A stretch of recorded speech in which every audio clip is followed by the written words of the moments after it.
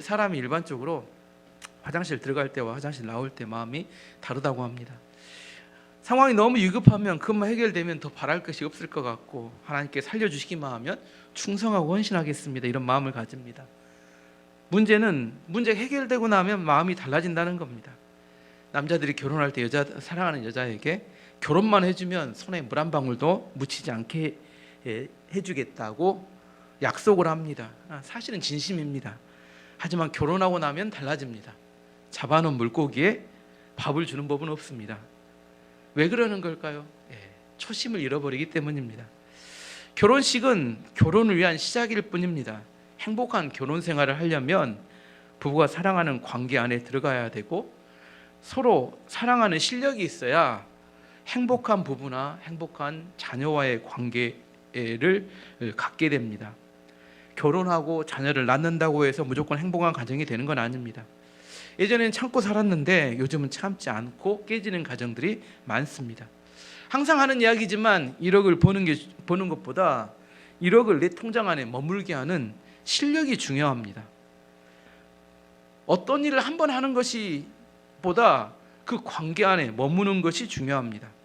우리가 예수님을 믿고 신앙생활을 한다는 것은 예수님을 믿고 천국 가는 구원 티켓 받는 것 이상을 의미합니다.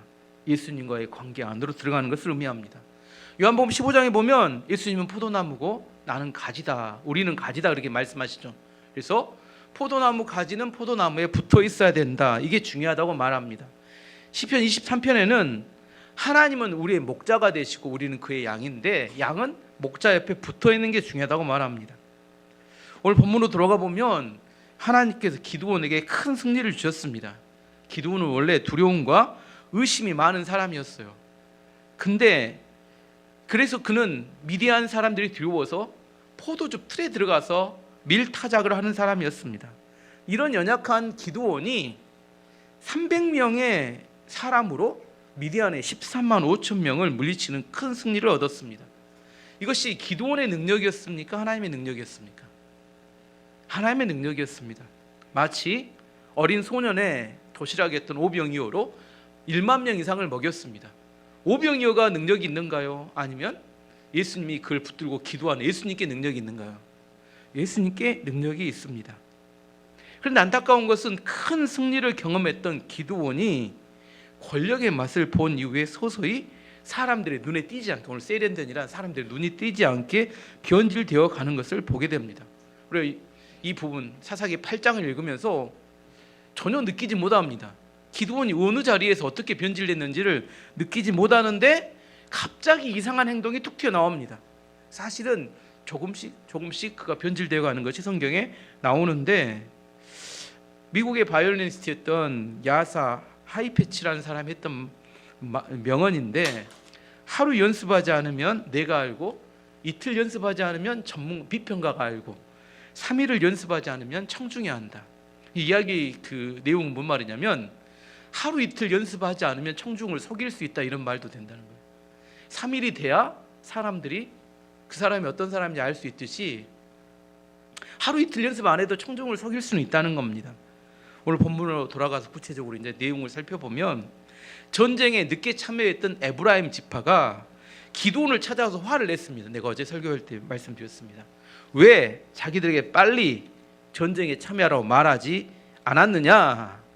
기드온 입장에서는 매우 당황스러운 이야기였습니다. 전쟁의 상황이 불리할 때는 나오라 해도 나오지도 않다가 승리가 확실해지니까 나중에 참전해서 왜 빨리 부르지 않았냐고 기드온을 책망했습니다. 기드온도 화가 났지만 아직 전쟁이 끝나지 않은 상황이었고, 미디안의 두 왕을 죽인 공이 있기 때문에 뭐라고 해요? 당신들이 한 일이 나보다 훨씬 큰 일을 했습니다. 공을 인정해 주긴 했지만 마음은 매우 찜찜했습니다. 미디안 연합군은 13만 5천 명 중에 12만 명이 이미 죽었고, 살아남은 1만 5천 명이 요단강을 건너 도망치기 시작했습니다. 기드온은 300명의 용사죠. 300명을 데리고 1만 5천 명의 잔당을 처리하기 위해서 쫓아갔습니다. 300명으로 1만 5천 명을 쫓아가는 거, 이것도 또 말이 안 됩니다. 13만 5천 명을 물리쳤지만 1만 5천 명도 50배나 되는 많은 수였어요. 그런데도 불구하고 기드온은 300명을 데리고 하나님께서 반드시 승리하게 해주실 거라는 굳건한 믿음으로 추격하기 시작했습니다. 어떤 사람이 어떤 그 일정한 속도의 임계점을 넘어가게 되면 가속도가 붙습니다. 어떤 것든지 가속도가 한번 붙게 되면 웬만한 것으로 막기 어렵습니다. 죄를 지을 때도 가속도가 붙으면 이 죄를 멈출 수가 없습니다. 믿음의 역사도 가속도가 한번 붙으면 그걸 멈출 수가 없습니다. 그래서 우리가 열매 맺는 인생을 사는 비결이 뭐냐? 그것은 가속도를 이용해서 사는 지혜가 필요하다는 겁니다. 우리가 모든 일을 다 성공할 수는 없습니다. 하지만 실패할 때는 손실을 할 수만 있으면 최소한으로 막아야 되고, 승리할 때는 가속도를 붙여서 큰 승리를 거둬야 합니다. 이게 열매를 맺는 비결입니다. 기드온은 300명을 데리고 하나님께서 승리를 주신다는 그 약속과 확신을 가지고 마지막 15,000명을 다 없애기 위해서 추격했습니다. 기드온은 자기에게 한번 붙은 이 가속도를 멈추지 않고 이 가속도를 이용해서 그 마지막 미디안과의 전쟁을 마무리 짓기를 원했어요. 그래서 추격하고 있는데 숫곳이라는 곳에 이르렀을 때 해필 그때 배가 고팠던 것 같아요. 하루 종일 전쟁을 했으니까 먹을 양식이 없었습니다. 그래서 숫곳에 있는 백성들에게 자신들에게 빵을 먹을 것을 좀 달라고 이렇게 부탁을 했어요. 자기들이 지금 미디안을 추격하고 있는데 좀 먹을 걸 좀 달라. 자기 동족이니까 당연히 도와줄 것이라고 생각을 한 겁니다. 4절 5절 말씀 보시면 기드온과 그의 군사 300명이 요단강에 이르렀습니다. 그들은 지쳐 있었지만 강을 건너 계속 적을 뒤쫓았습니다. 기드온이 숫곳 사람들에게 말했습니다. 내 군사들에게 빵을 좀 주시오. 그들은 매우 지쳐 있어. 나는 미디안의 왕인 세바와 살문난을 뒤쫓고 있어. 그런데 숫곳 백성들이 이 기드온의 요청을 거절합니다. 6절 말씀 보시면 그러나 숫곳의 지도자들은 거절했습니다. 우리가 왜 당신들의 군사들에게 빵을 주어야 합니까? 당신은 아직 세바와 살문나를 사로잡지 못했지 않습니까? 당신들은 아직 세바와 살문나를 잡지 못했는데 왜 우리에게 도와달라고 하냐? 무슨 말이냐면 행여 기드온이 그들을 못 없애면 어떻게 돼요? 다시 세바와 살문나가 찾아와서 너네 왜 기드온 도와줬어? 하고 이렇게 핍박하고 그들에게 대가를 지불하게 만들 수 있다고 생각한다는 겁니다. 숫곳은 요단강 이렇게 동편으로 아마 세바와 살문나에 의해서 그 7년 동안 엄청난 박해와 약탈이 있었던 것으로 생각합니다. 지금 기드온의 요청에 잘못 대응하다가 큰일 날 수 있어, 이런 두려움이 있었다는 겁니다. 우리 한국 전쟁 때 북한군이 지리산으로 올라가 빨치산이 되죠. 지리산 주변에 있는 마을들은 낮에는 국군이 장악하고 있고 밤에 되면 빨치산이 내려옵니다. 낮에 국군을 도와줬다가는 밤에 빨치산들에게 크게 이렇게 당하게 되고, 밤에 빨치산을 도와주면 낮에 국군이 와서 공산주의다고 또 이렇게 괴롭히는 겁니다. 이거 어떻게 해야 될까? 이래도 힘들고 저래도 힘들고 꼭 이와 똑같습니다. 어려운 상황인데도 그래도 숫곳 사람들은 유대인들이니까, 이스라엘 백성들이니까 그래도 기드온을 도와줘야 되는 거 아닌가 생각하는데 기드온의 요청에 대해서 거절을 했습니다.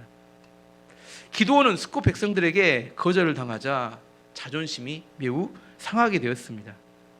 내가 승리하고 돌아올 때는 반드시 너희들 가만두지 않고 보복하겠다고 맹세를 합니다. 7절 말씀 보시면 기드온이 말했습니다. 여호와께서는 내가 세바와 살문나를 사로잡도록 도와주실 것이요, 그들을 사로잡은 후에는 광야의 가시와 찔레로 당신들의 살을 찢어 놓고 말 것이요. 그렇게 말하고 전쟁을 해야 되니까 분우엘로 또 가서 분우엘 백성들에게 먹을 것을 달라고 똑같이 숫곳 사람들에게 똑같이 요청을 했습니다. 그런데 분우엘 사람들도 숫곳 사람들과 동일하게 기드온의 요청을 거절합니다. 8절 9절 말씀 보시면 기드온은 숫곳을 떠나 분우엘 성으로 갔습니다. 기드온은 숫곳 사람들에게 그랬던 것처럼 그곳에서도 먹을 것을 좀 달라고 했습니다. 그러자 분우엘 사람들도 숫곳 사람들과 똑같은 대답을 했습니다. 이제 기드온이 더 화가 났어요. 내가 승리하고 돌아올 때 너희들 다 죽여버리고 너희들이 쌓았던 탑을 다 무너뜨려 버리겠다고 보복을 맹세하고 떠납니다. 기드온이 왜 이렇게 부들부들 떨면서 분노하는 것일까요? 에브라임 지파는 막 어거지로 막 뗐을 때는, 그때는 그래 너네들 공이 있다, 나보다 더 큰일 했다 이렇게 인정해 줬는데, 에브라임 지파는 강한 지파였습니다. 그리고 공도 있었어요. 근데 숫곳과 분우엘 사람들은 매우 약한 사람들이에요. 이 사람들은 전쟁에 참여하지 않았어요. 이 사람들이 이렇게 교만을 떨 만한 이유는 거의 없는데, 자기들의 안위만 위해서 생각하는 이들이 기드온을 조롱하는데, 강한 사람이 그랬을 때는 그래도 좀 참을만 했는데, 정말 약한 사람이 자기를 조롱하고 비웃으니까 자존심이 엄청 상했던 것 같습니다. 기드온이 일단 전쟁이 바쁘니까 지나가지만 내가 돌아올 때는 절대로 너희를 그대로 두지 않겠다고 맹세하고 떠납니다. 그리고 기드온이 미디안을 추격해서 노바와 욕부와 근처에서 기습 공격을 해서 그들을 물리치고 두 왕인 세바와 살문난을 사로잡아 옵니다. 11절 12절 말씀 보시면, 기드온은 천막에 사는 사람들을 길을 이용했습니다. 그 길은 노바와 욕부와의 동쪽에 있습니다. 기드온은 적들이 생각할 겨를을 가지지 못하도록 갑자기 공격했습니다. 미디안의 왕인 세바와 살문나가 도망쳤지만 기드온은 그들을 뒤쫓아가서 사로잡았습니다. 기드온과 그의 군대들은 적들을 물리치고 이겼습니다. 한번 지도 한번 봐보겠습니다. 간단한 지도인데, 모래산 저기서 원래 13만 5천 명을 전쟁했던 것이고, 요단강을 건너서 숫곳 있고 분우엘 있고 욕부아 있죠. 욕부아에 가서 15,000명을 처리하고 돌아가려면 어디로 돌아가야 돼요? 또 분우엘과 숫곳으로 돌아가야 합니다. 이제 승리하고 됐습니다. 승리하고 돌아갈 때 그동안 이게 힘들고 어려웠던, 전쟁에 꽉 눌러놨던 이제 상했던 마음, 억울했던 마음, 이제 그것이 분노로 폭발하게 됩니다. 15절에서 17절까지 말씀 보시면, 이제 그 후에 기드온은 숫곳에 이르렀습니다. 기드온이 그 성 사람들에게 말했습니다. 여기에 세바와 살문나가 있어. 당신들은 우리가 왜 당신의 군사들에게 빵을 줘야 합니까? 당신은 아직 세바와 살문나를 사로잡지 못했지 않습니까? 라고 말하면서 우리를 조롱하였어. 이 조롱했다는 이야기는 기드온 이야기입니다. 넘어가면, 그리고 나서 기드온은 그 성의 장로들을 붙잡아서 광야의 가시와 찔레로 벌하였습니다. 그리고 기드온은 또 분우엘 탑을 무너뜨렸고 그 성 사람들을 죽였습니다. 기드온을 정리해보면 이렇습니다. 기드온은 원래 두려움이 있는 두려움의 사람이었습니다. 그래서 하나님의 증거를 보고 그들은 믿음의 사람으로 변했습니다. 그래서 전쟁을 하죠. 근데 나중에는 너무 억울하고 자존심 상한 일 때문에 분노의 복수의 화신으로 변했습니다. 한 사람이 점점 변해갑니다. 두려움의 사람에서 믿음의 사람으로, 그다음에 복수의 화신으로 변해갑니다. 이제 또 하나의 복수를 합니다. 아까 잡았던 두 왕 세나와 살문나에게 또 물어봅니다. 너희들이 타볼산에서 이스라엘 백성 죽일 때 그 죽인 사람들 누구 닮았느냐 물어봐요. 누구 닮았냐? 옛날 이야기를 일단 끄집어내는 겁니다.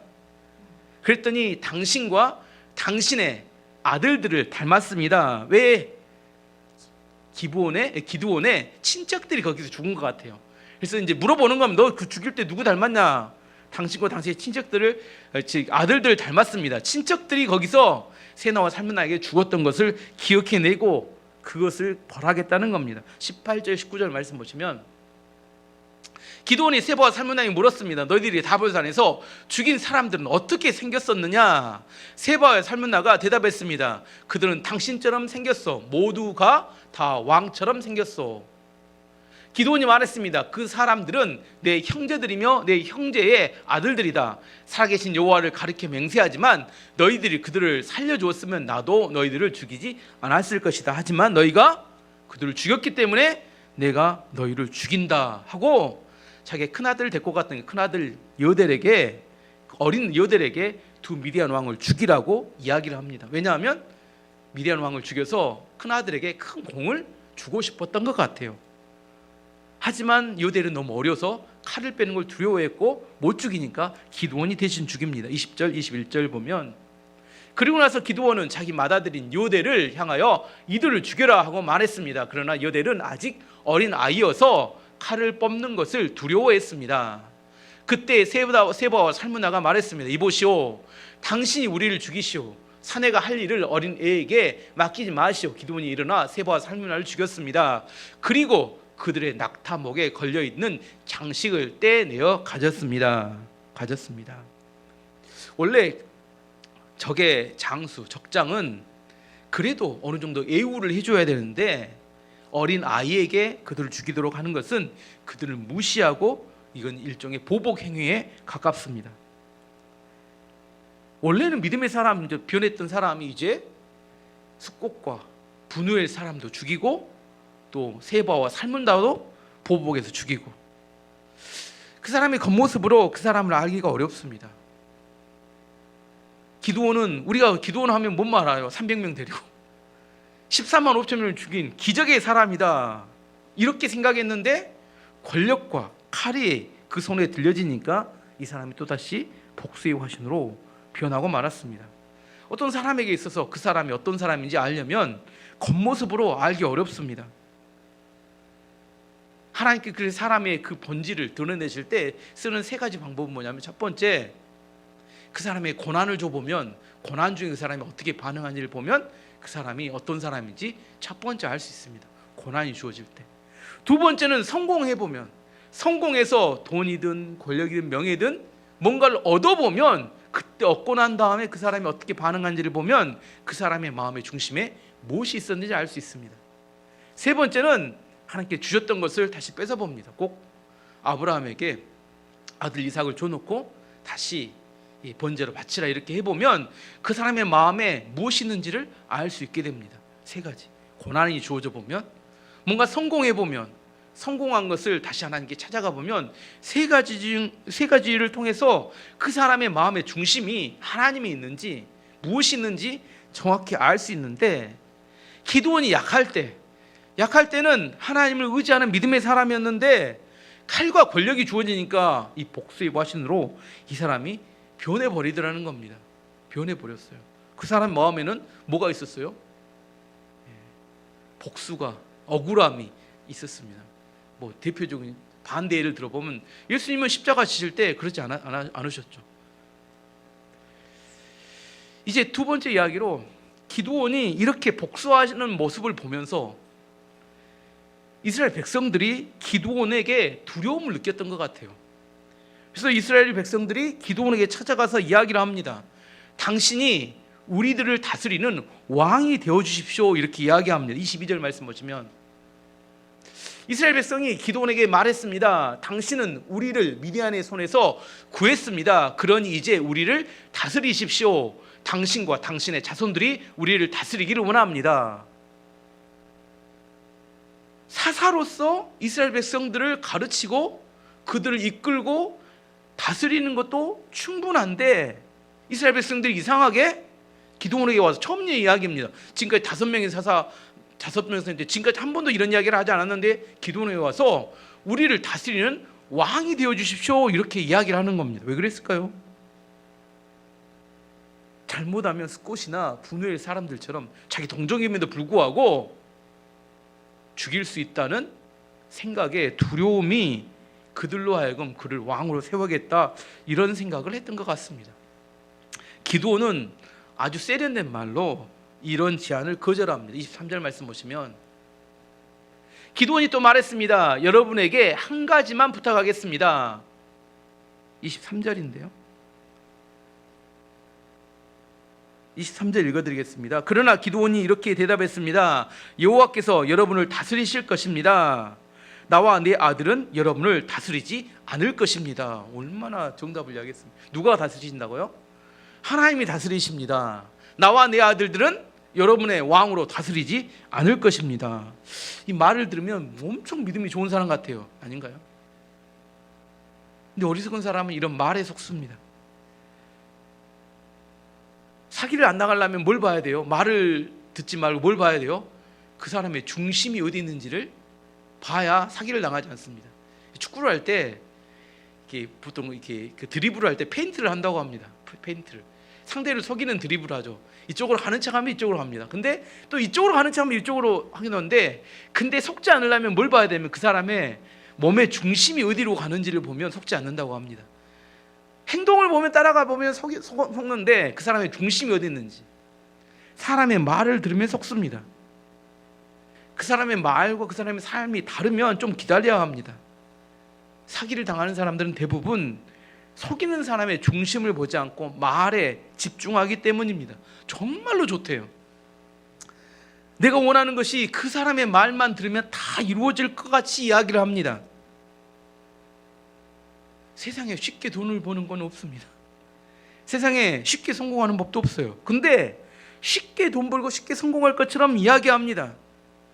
그럼 세상에 누가 고생할 사람이 세상에 어디 있겠습니까? 내 생각이 짧아서, 나보다 사람들이 생각이 짧아서, 아니면 나보다 사람 열심히 살지 않아서 이 고생하는 게 아닙니다. 반드시 우리 안에 좋은 것을 얻기 위해서는 대가를 치러야지만이 내 것이 될 수 있다는 사실이 분명합니다. 기드온은 이야기했어요. 하나님께서 여러분을 다스리실 것이고 나와 내 자손들은 여러분을 다스리거나 왕이 되지 않을 것입니다. 근데 이야기를 하고 나서 기드온이 이상한 요구를 합니다. 상당히 이해하기 힘든 요구를 하는데 24절 25절 말씀 보시면 기드온이 또 말했습니다. 여러분에게 한 가지만 부탁하겠습니다. 여러분이 싸우는 동안 얻은 물건 중에서 금 귀걸이 하나씩 나에게 주십시오. 이번 싸움에서 진 사람들 중에는 이스마엘 사람도 있었는데 그들은 모두 금 귀걸이를 달고 다녔습니다. 그래서 이스라엘 백성은 기드온에게 기꺼이 드리겠습니다 하고 말했습니다. 그런 다음 이스라엘 백성은 땅 위에 외투 한 벌을 벗어놓았고 모두가 그 외투 위에 금 귀걸이를 하나씩 던졌습니다. 금 귀걸이 하나 달라니까 자기들이 얻은 전리품 중에서 그거 못 드려야 드렸더니 그걸 다 계수해봤더니 금 1700세겔, 우리나라 킬로그램으로 하면 20kg, 지금 현재 돈으로 환산할 때 한 25억 원 정도 되는 그런 금을 이렇게 받았어요. 금만 받으면 좋아요. 고생했으니까, 생명을 걸었으니까 고생은 대가로 그걸 얻는 건 괜찮은데 문제는 뭐냐면 그걸 가지고 에봇을 만들려고 하는 게 이게 문제입니다. 에봇은 뭐냐면 성전이나 성막에서 제사장만 입으면서 하나님께 제사를 드리는 옷이 에봇입니다. 근데 에봇 안에는 뭐가 있냐면 우림과 둠밈이라는 하나님의 신탁, 하나님의 뜻을 묻는 데 사용하는 도구가 이렇게 안에 그 에봇 안에 들어가 있습니다. 에봇은 일반인이 입을 수 없어요. 지금 기드온은 무슨 지파였을까요? 기억하신가? 므낫세 지파였습니다. 그래서 에봇을 갖고 있거나 입으면 안 돼요. 에봇은 레위 지파의 제사장만 입을 수 있는, 하나님이 선택하고 하나님이 구별된 사람만 입을 수 있는 옷인데 이상하게 그것을 금을 받더니 그거 갖고 에봇을 만들려고 이야기하는 겁니다. 그리고 에봇을 만들어서 그걸 어디다 갖다 놓냐면 자기 고향인 오브라라겠죠. 작은 암사슴이 오프라가 나왔다 되겠죠. 오브라에 그걸 갖다 놓으니까 그때부터 이스라엘 백성들이 성막에 있는 실로에 가서 예배를 드리지 않고 어디로 가요? 기드온이 가지고 있는 에봇과 기드온을 섬기기 위해서 오브라로 사람들이 몰려들더라는 겁니다. 그 결과 어떻게 됐냐면 27절 보시면 기드온은 금을 가지고 에봇을 만들어 자기 고향인 오브라에 두었습니다. 그랬더니 모든 이스라엘 백성이 하나님을 섬기지 않고 그 에봇을 섬겼습니다. 그 에봇은 기드온과 그의 가족들이 죄를 짓게 만드는 덫이 되었습니다. 말로는 뭐라겠어요? 내가 뭐가 되고 싶지 않다겠어요? 왕이 되기를 거절한다 이렇게 이야기해놓고 에봇을 만들어서 자기 입에 갖다 놨어요.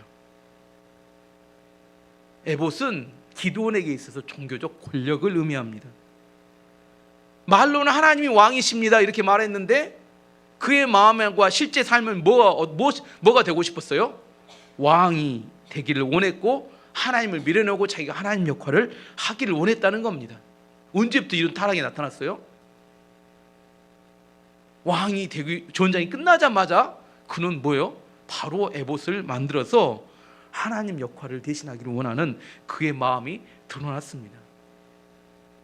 에봇은 기드온의 마음을 보여주는 이야기입니다. 마치 이런 거와 똑같아요.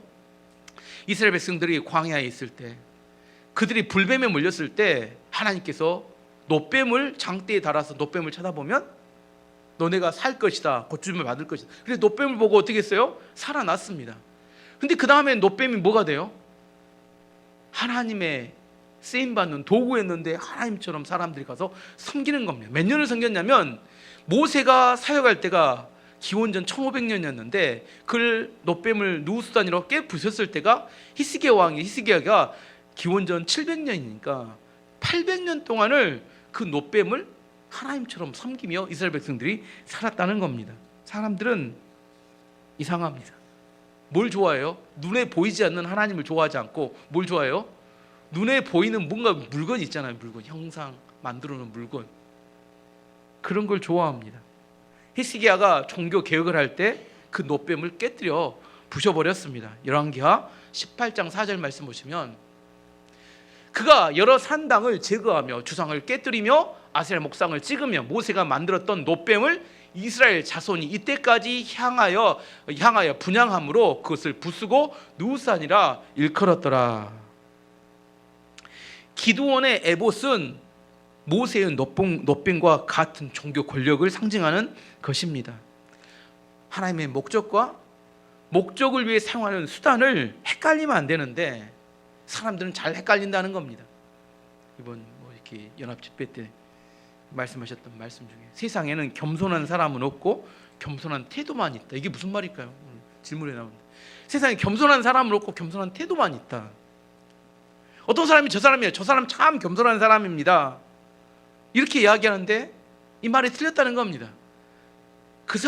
저 사람은 참 겸손한 태도를 가졌습니다. 이렇게 해야 맞다는 거예요. 그 사람이 교만한 마음을 먹으면 언제든지 교만한 태도가 나오기 때문입니다. 세상에 겸손한 사람이 있는 게 아니라 겸손한 태도만 있을 뿐이라는 의미입니다. 하나님의 능력의 통로로 쓰임받았던 사람이나 도구가 우상의 사람이나 우상의 도구로 될 수도 있다는 의미입니다. 기드온이 왕이 되고자 했던 욕망이 있었다는 사실을 한 가지 보여주는 한 가지 분명한 사건은 그 후에 오늘 본문 이후에 나오는데 첩을 통해서 아들을 낳았습니다. 근데 아들 이름을 뭐라고 지었냐면 아비멜렉이라고 지었습니다. 사사기 8장 31절 말씀 보시면 기드온에게는 세겜에 사는 첩이 한 명 있었는데 이 여자에게도 기드온의 아들이 있었습니다. 기드온은 그 아들의 이름을 아비멜렉이라고 붙여주었습니다. 아비멜렉이 뜻 아비는 뭐냐면 실제 우리하고 또 아버지입니다. 멜렉은 뭐냐면 히브리어로 왕입니다. 해석해 보면 나의 아버지는 왕입니다. 이게 아비멜렉이에요. 아들을 딱 낳았더니 뭐라고 지어놔요? 이름을 나의 아버지는 왕입니다. 이렇게 지어놨어요. 그러면 누가 왕이란 이야기예요? 기드온이 왕이에요. 기드온은 겉으로 드러낼 때는 누가 왕이라고 해요? 하나님이 왕입니다. 이렇게 말해요. 근데 실제로는 마음속에 누가 왕이에요? 자기가 왕이 되기로 원하는, 자기가 왕이 되기로 원하는. 그래서 아들 이름을 지을 때 아비멜렉, 나의 아버지는 왕입니다. 자기가 왕이라는 사실을 드러내는 이야기를 자기 아들 이름에다 심어놨다는 겁니다. 에봇을 만들고 아들 이름 아비멜렉을 짓고 실제로 언제부터?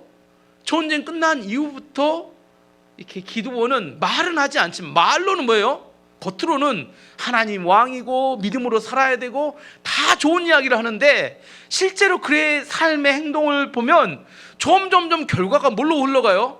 이상하게 사람들은 하나님에 있는 실로의 성막에 가서 예배를 드리는 게 아니라 기드온이 있는 곳으로 사람들이 모이고 그곳에서 뭔가 이렇게 에봇에 절하고 아무튼 뭔가 이상한 모습, 뭔가 엉뚱한 이상한 모습. 결과적으로 사람들은 이렇게 이스라엘 백성들은 어떻게 해요? 하나님과 점점 거리가 멀어져 가고 하나님과 점점 이렇게 우상 숭배하듯이 삶의 결과가 나오더라는 겁니다. 오늘 말씀의 결론입니다. 설교할 때 시작했던 것처럼 사람들은 화장실 갈 때와 화장실 나올 때 마음이 다릅니다. 무엇을 한번 하는 것 이게 중요한 게 아니라 관계 안에 머물러 있는 게 중요합니다. 기드온은 하나님과의 관계 안에 계속 머물렀어야 하는데 승리 이후에 급속히 변질되고 타락해 갔습니다. 그것도 아주 세련된 모습. 세련됐다는 것은 겉으로 드러나지 않은, 좀 이렇게 세련되지 않은 사람 뭐예요? 겉으로 드러내면서 내 왕이다 이렇게 이야기하지만 세련된 사람은 다 감추어요. 아주 믿음이 좋은 사람처럼 보입니다. 하지만 하나님을 밀어내고 자기가 왕이 되고자 하는 그런 욕심을 드러냈습니다. 우리는 하나님께 사용하는 사람이나 도구를 조심해야 합니다. 믿음이 좋은 사람이 따로 있는 게 아닙니다. 겸손한 사람이 따로 있는 게 아닙니다. 하나님의 말씀을 붙들고 하나님 안에 거할 때 그 사람의 믿음의 사람이 되고 그 사람이 겸손한 사람이 됩니다. 그래서 성경은 이야기합니다. 하나님 말씀을 하나님 이야기합니다. 어떻게 하면 우리가 계속된 하나님의 은혜와 축복 가운데 기도원처럼 타락하지 않고 살 수 있을 것인가? 그 비결이 우리 교회 약속의 말 여호수아 1장 8절 말씀입니다. 이 율법책을 내 입에서 떠나지 말게 하며 주야로 그것을 묵상하여 그 안에 기록된 대로 다 지켜 행하라. 그리하면 내 길이 평탄하게 될 것이며 내가 형통하리라. 왜 하나님께서는 우리 가운데 계속 말씀에 집중해야 되고 말씀 안에 거해야 되고 왜 그래요? 그래야 타락하지 않기 때문입니다. 우리 안에서 그냥 그대로 있으면 사람은 쉽게 부패한다니까요. 꼭 6월달 여름에 밖에 내는 생선하고 똑같습니다. 냉장고 벗어나면 생선이 부패하고 금방 상해버리듯이 이렇게 하나님의 놀라운 기적을 체험했던 기드온이 이렇게 급속히 이게 하나님을 떠나서 타락해 가는 걸 보면 우리는 어떨까요? 우리도 똑같습니다. 그래서 우리는 매일처럼 뭐 해야 돼요? 하루에 석장 성경을 읽고 그 말씀을 붙들고 말씀 안에 살아가는 삶을 살아가야 합니다. 어떨수록 더 쉽게 타락할까요? 기드온처럼 업적이 많고 성공할수록 훨씬 더 쉽게 타락하고 무너져 갑니다.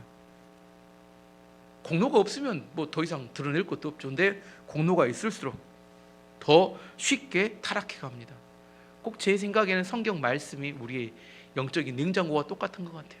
냉장고 안에 들어있으면 괜찮은데 냉장고를 벗어나면 쉽게 타락합니다.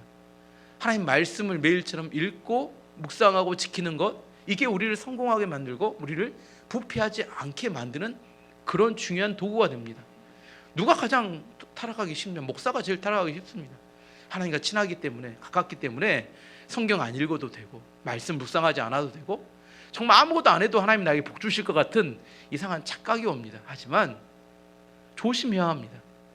기드온처럼 내 안에 삶의 방법은 달라지지 않아요. 매일처럼 말씀 3장을 읽고 말씀을 묵상하고 그 말씀이 말하는 것이 진리라는 것을 깨닫고 그것을 붙들고 내가 지키기 위해서 살려고 몸부림칠 때 그때 내가 시간이 가도 타락하지 않고 변질되지 않을 수 있는 이유가 되기 때문입니다. 쉽지 않습니다. 겉으로 하는 말에 속아서 안 됩니다. 사람들은 말에 어떻게 말해요? 하나님이 다스리십니다. 하나님이 우리 주인입니다. 그렇게 말합니다. 하지만 실제 보면 자기가 왕이 되고 자기가 하나님이 되는 경우가 너무나 많기 때문입니다. 말이 멋있어서 속으면 안 됩니다. 뭘 봐야 돼요? 그 사람의 중심이 어디에 있는지를 항상 확인해야 합니다. 그 사람의 중심이 어디 있는지를 확인하는 비결은 뭘까요? 내가 새벽에 기도를 하고 있는지, 내가 하루에 말씀 석장을 읽고 묵상하고 있는지, 내가 정말 매일처럼 하나님과의 관계 안에 그분의 명령 앞에 순종하기 위해 몸부림을 치고 있는지, 뭐 뻔합니다. 어려운 거 아닙니다. 매일처럼 듣는 이야기입니다. 근데 내가 해보니까 이게 제일 어렵어요. 이게 제일 어려워요. 정말 쉬운 것 같은데 이게 제일 어렵습니다. 근데 이 어려운 것을 해야지만이 타락하지 않습니다. 정말 쉽게 타락합니다. 저를 믿지 마세요. 저는 아무것도 아닙니다. 겸손한 사람이나 믿음의 사람은 따로 있는 게 아니라 하나님의 말씀 안에 있는 사람이 겸손한 사람이 되고 믿음의 사람이 될 수 있습니다.